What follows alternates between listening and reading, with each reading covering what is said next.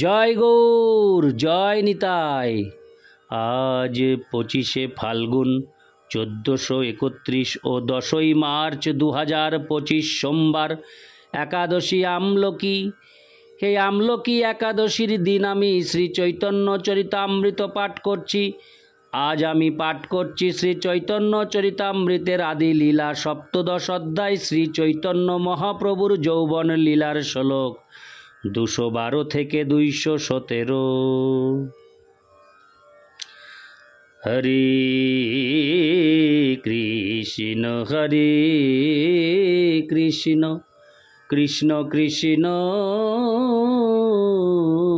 হরে হরে, হরে রাম রাম রাম হরে হরে।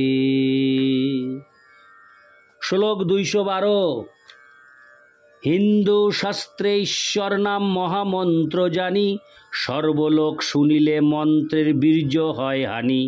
শ্লোকার্থ: হিন্দু শাস্ত্র অনুসারে ভগবানের নাম হচ্ছে সবচাইতে শক্তিশালী মন্ত্র। সেই মহামন্ত্র যদি সকলে শোনে তাহলে মন্ত্রের প্রভাব নষ্ট হয়। ইতি হরে কৃষ্ণ। ইতি তাৎপর্য 212 শ্লোকের তাৎপর্য। নাম অপরাধের তালিকায় বলা হয়েছে ধর্ম, ব্রত, ত্যাগ, হুতাশী, সর্ব শুভ ক্রিয়া, সাম্যপি প্রমাদ। ভগবানের নাম কীর্তন করাকে দান, ধ্যান, তপস্যা আদি বিবিধ পবিত্র কর্ম সম্পাদনের হরে কৃষ্ণ সম্পাদনের সমপর্যায়ভুক্ত বলে মনে করা একটি অপরাধ। জড় বিচারে ধর্ম অনুষ্ঠান করার ফলে সমগ্র জগতের কল্যাণ হয়। জড়বাদীরা তাই তাদের বিষয় সুখ অব্যাহত রেখে স্বাচ্ছন্দ্যপূর্ণ জীবন যাপন করার আশায় নানা রকম ধর্ম অনুষ্ঠানের উদ্ভাবন করেন। যেহেতু তারা ভগবানের অস্তিত্বে বিশ্বাস করে না, তাই তারা মনে করে যে ভগবান নিরাকার এবং তার সম্বন্ধে একটি ধারণা করার জন্য যে কোনো একটি রূপ কল্পনা করে নিলেই চলে। তাই তারা মনে করে যে বিভিন্ন দেবদেবীর রূপগুলিই হচ্ছে ভগবানের কল্পিত রূপের প্রকাশ। তাদের বলা হয় বহু ঈশ্বরবাদী বা হাজার হাজার দেবদেবীর পূজক। তাদের মতে দেবদেবীদের নাম কীর্তন এক প্রকার শুভ কর্ম। তথাকথিত সমস্ত বড় বড় স্বামীরা তাদের বইতে লিখেছেন যে দুর্গা, কালী, শিব, কৃষ্ণ, রাম আদি যে কোনো একটি নাম কীর্তন করা যায়, কারণ যে কোনো নাম কীর্তন করা হলেই সমাজে কল্যাণকর পরিবেশের সৃষ্টি হয়। তাই এদের বলা হয় পাষণ্ডী, ভগবদ বিদ্বেষী বা অসুর। এই ধরনের পাষণ্ডীরা শ্রীকৃষ্ণের দিব্য নাম উচ্চারণের প্রকৃত মহিমা সম্বন্ধে অজ্ঞ। ব্রাহ্মণ পরিবারে জন্মগ্রহণ করার ভ্রান্ত গর্বে গর্বিত হয়ে এবং সমাজে তাদের উচ্চতর পদ মর্যাদার প্রভাবে তারা মনে করে যে ক্ষত্রিয়, বৈশ্য ও শূদ্র আদি বর্ণের মানুষেরা নিম্নবর্ণোদ্ভূত। তাদের মতে ব্রাহ্মণ ছাড়া অন্য কেউই শ্রীকৃষ্ণের দিব্য নাম উচ্চারণ করতে পারেন না, কেননা অন্যরা যদি ভগবানের দিব্য নাম উচ্চারণ করে তাহলে নামের শক্তি হ্রাস হয়। হরে কৃষ্ণ। তারা ভগবানের নামের মহিমা সম্বন্ধে অজ্ঞ। বৃহন্নারদীয় পুরাণে নির্দেশ দেওয়া হয়েছে হরের নাম হরের নাম হরের নামৈব কেবলম কলৌ নাস্তেব্য নাস্তেব্য নাস্তেব্য গতিরন্যথা। এই কলিযুগে পারমার্থিক প্রগতির হরে কৃষ্ণ প্রগতি সাধনের জন্য হরিনাম ছাড়া আর কোনো গতি নেই, আর কোনো গতি নেই, আর কোনো গতি নেই। পাষণ্ডীরা স্বীকার করতে চায় না যে শ্রীকৃষ্ণের দিব্য নাম এতই মহৎ যে সেই দিব্য নাম উচ্চারণ করার ফলে যে কোনো জীব অনায়াসে জড়জগতের বন্ধন থেকে মুক্ত হতে পারে। যদিও সেই কথা শ্রীমদ্ ভাগবতে 12:3-51 প্রতিপন্ন হয়েছে। কীর্তনাদেব কৃষ্ণস্য মুক্ত সঙ্গ পরং ব্রজেত। পৃথিবীর যে কোনো স্থানের যে কোনো মানুষ যদি শ্রীকৃষ্ণের পবিত্র নাম কীর্তন করেন তাহলে তিনি অনায়াসে জড়জগতের বন্ধন থেকে মুক্ত হবেন এবং দেহত্যাগের পর ভগবত ধামে ফিরে যাবেন। মূর্খ পাষণ্ডীরা মনে করে যে ব্রাহ্মণ ছাড়া অন্য কেউ যদি ভগবানের নাম কীর্তন করে তাহলে নামের শক্তি নষ্ট হয়ে যায়। তাদের বিচারে অধঃপতিত জীবদের উদ্ধার করার পরিবর্তে নামের শক্তি নষ্ট হয়ে যায়। বহু দেব দেবীকে বিশ্বাস করে এবং ভগবানের পবিত্র নাম কীর্তন করাকে যে কোনো মন্ত্র উচ্চারণ করার থেকে অভিন্ন বলে মনে করে।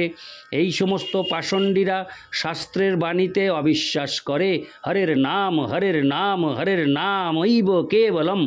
শ্রী চৈতন্য মহাপ্রভু তার শিক্ষাষ্টকে বলেছেন, কীর্তনীয় সদা হরি, সর্বক্ষণ 24 ঘণ্টা ভগবানের নাম কীর্তন করা অবশ্য কর্তব্য। পাষণ্ডীরা কিন্তু এতই অধঃপতিত এবং ব্রাহ্মণ পরিবারে জন্মগ্রহণ করার গর্বে গর্বিত যে তারা মনে করে নিম্ন বর্ণের মানুষেরা যদি সর্বক্ষণ ভগবানের নাম কীর্তন করে তাহলে সমস্ত অধঃপতিত জীবদের উদ্ধারের পরিবর্তে নামের শক্তি নষ্ট হয়ে যাবে।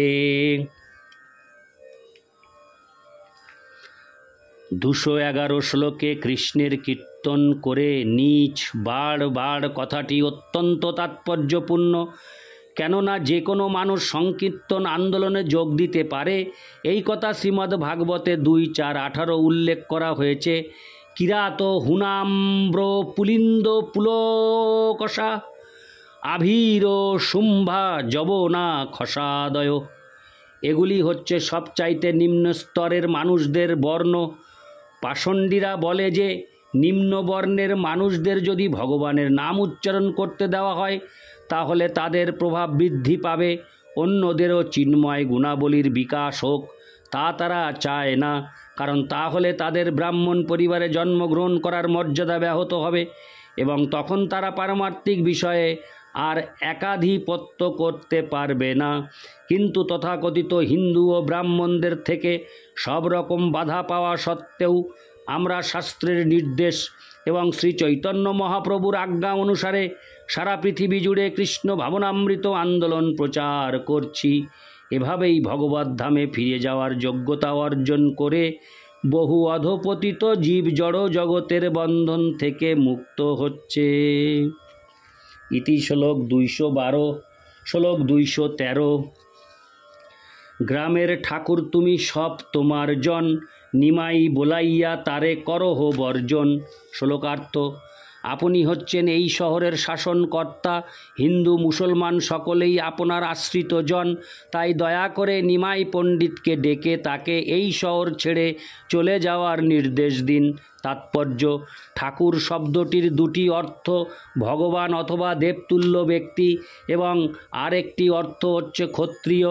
এখানে পাষণ্ডী ব্রাহ্মণেরা কাজীকে নগরের শাসনকর্তা বিবেচনা করে ঠাকুর বলে সম্বোধন করেছে। সমাজের বিভিন্ন মানুষকে বিভিন্ন নামে সম্বোধন করা হয়। ব্রাহ্মণদের বলা হয় মহারাজ, ক্ষত্রিয়দের বলা হয় ঠাকুর, বৈশ্যদের বলা হয় শেঠ অথবা মহাজন এবং শূদ্রদের বলা হয় চৌধুরী। এই প্রথা উত্তর ভারতে এখনও প্রচলিত রয়েছে। সেখানে ক্ষত্রিয়দের ঠাকুর সাহেব বলে সম্বোধন করা হয়। পাষণ্ডীরা এতই হীন যে শ্রী চৈতন্য মহাপ্রভু হরিনাম সংকীর্তন প্রবর্তন করেছিলেন বলে তারা কাজীর কাছে গিয়ে আবেদন করেছিল তাকে যেন শহর থেকে বের করে দেওয়া হয়। সৌভাগ্যক্রমে আমাদের হরে কৃষ্ণ আন্দোলন সারা পৃথিবী জুড়ে প্রবল জনপ্রিয়তা অর্জন করেছে। বিশেষ করে ইউরোপ ও আমেরিকার সভ্য জগতেও সাধারণত কেউই আমাদের বিরুদ্ধে অভিযোগ করে আমাদের শহর থেকে বের করে দেওয়ার জন্য বলে না। অস্ট্রেলিয়ার মেলবোর্নে সেই রকম একটি চেষ্টা হয়েছিল, তবে সেই চেষ্টাটি ব্যর্থ হয়। এখন আমরা এই হরে কৃষ্ণ আন্দোলন new York, London, Paris, Tokyo, Sydney, Melbourne, Auckland আদি পৃথিবীর সব কয়টি বড় বড় শহরে প্রচার করছি এবং শ্রী চৈতন্য মহাপ্রভুর কৃপায় সব কিছুই খুব সুন্দরভাবে সম্পাদিত হচ্ছে। হরে কৃষ্ণ মহামন্ত্র কীর্তন করে মানুষ সুখী হচ্ছে এবং অত্যন্ত সন্তুষ্টিজনক ফল লাভ করছে। ইতি শ্লোক 213। শ্লোক 214। তবে আমি প্রীতিবাক্য কইল সবারে, সবে ঘরে যাও, আমি নিষেধিব তারে। শ্লোকার্থ, তাদের এই অভিযোগ শুনে আমি প্রীতিপূর্ণভাবে তাদের বলেছিলাম, দয়া করে এখন আপনারা ঘরে ফিরে যান, আমি নিশ্চয়ই নিমাই পণ্ডিতকে হরে কৃষ্ণ কীর্তন করা থেকে বিরত করব। ইতি শ্লোক 214। শ্লোক 215। হিন্দুর ঈশ্বর বড় যেই নারায়ণ, সেই তুমি হও হেন লয় মোর মন। শ্লোকার্থ, আমি জানি নারায়ণ হচ্ছেন হিন্দুদের পরম ঈশ্বর এবং আমার মনে হচ্ছে যেন তুমি হচ্ছ সেই নারায়ণ। ইতি শ্লোক 215। শ্লোক 216। এত শুনি মহাপ্রভু হাসিয়া হাসিয়া কহিতে লাগিলা কিছু কাজীরে ছুঁইয়া। শ্লোকার্থ, কাজীর এই মধুর বচন শুনে শ্রী চৈতন্য মহাপ্রভু হাসতে হাসতে কাজীকে স্পর্শ করে বলতে লাগলেন। ইতি শ্লোক 216। শ্লোক 217। তোমার মুখে কৃষ্ণ নাম এত বড় বিচিত্র, পাপ ক্ষয় গেল হইলা পরম পবিত্র। শ্লোকার্থ, আপনার মুখে যে কৃষ্ণ নাম শুনছি তা বড়ই বিচিত্র ব্যাপার। তার ফলে আপনি সমস্ত পাপ থেকে মুক্ত হলেন এবং আপনি এখন পরম পবিত্র হলেন। তাৎপর্য, ভগবানের দিব্য নাম কীর্তনের মহিমা শ্রী চৈতন্য মহাপ্রভুর মুখ নিঃসৃত এই কথাগুলির মাধ্যমে প্রকাশিত হয়েছে। কৃষ্ণ নাম উচ্চারণের ফলে যে মানুষ কিভাবে পবিত্র হয় তা এখানে বর্ণনা করা হয়েছে। কাজী ছিলেন মুসলমান, ম্লেচ্ছ বা গোমাংসাহারী, কিন্তু কয়েকবার মাত্র কৃষ্ণ নাম উচ্চারণ করার ফলে তিনি সমস্ত পাপ থেকে মুক্ত হয়েছিলেন এবং সমস্ত জড় কলুষ থেকে মুক্ত হয়েছিলেন। আমরা জানি না আজকাল পাষণ্ডীরা কেন অভিযোগ করে যে সারা পৃথিবী জুড়ে কৃষ্ণ ভাবনার অমৃত বিতরণ করে সর্বস্তরের মানুষকে পারমার্থিক চেতনার বিকাশের সর্বোচ্চ স্তরে উন্নীত করার ফলে আমরা নাকি হিন্দু ধর্মের মর্যাদা ক্ষুণ্ণ করছি। এই সমস্ত মূর্খগুলি আমাদের এত প্রবলভাবে বিরোধিতা করে যে তারা ইউরোপিয়ান ও আমেরিকান বৈষ্ণবদের বিষ্ণু মন্দিরে পর্যন্ত ঢুকতে দেয় না। জড় বিষয় ভোগ করাকেই ধর্ম আচরণের উদ্দেশ্য বলে মনে করে তথাকথিত এই সমস্ত হিন্দুরা অসংখ্য দেবদেবীর পূজা করছে।